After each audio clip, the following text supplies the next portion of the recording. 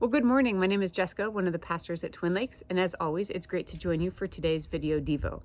So if you were in church this past weekend, then you know that Mark taught on Jesus' final commandment found in John 15. In John 15:12, Jesus says, "Love one another as I have loved you." If you missed it, I highly recommend listening to it. You can find it on YouTube or on the church website, tlc.org. And during his sermon, Mark encouraged us to ask ourselves three questions, and one of them stood out to me, and that was the question of who do I include? You know, it's such an important question to ask, and I learned this through some life experience, so I thought I'd share that story with you guys today.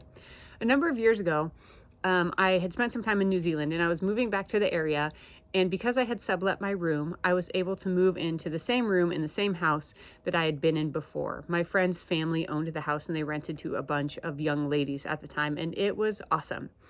But I also realized that I'd kind of expected everything to stay the same while I was gone, and it hadn't. There were new friends and new social dynamics, and so I kind of thought I was going to step back into exactly the same thing, but there were little differences, right?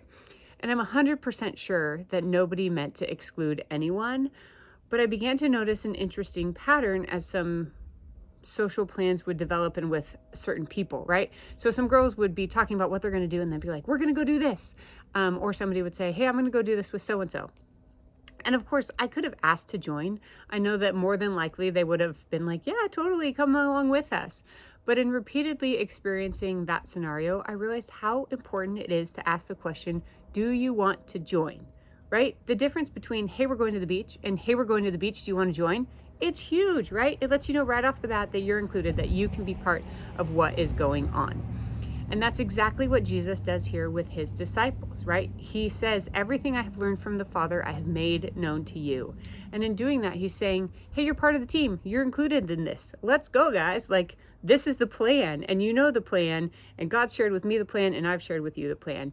You know, throughout his ministry, Jesus included people that other people thought that he should have excluded, right? He included all sorts of people that those that were in religious leadership looked down on. And, you know, we can kind of fall into that same trap today. It's so easy to draw distinctions between us versus them and fall into this mindset that they're different from me. And so I don't necessarily want to include them, right?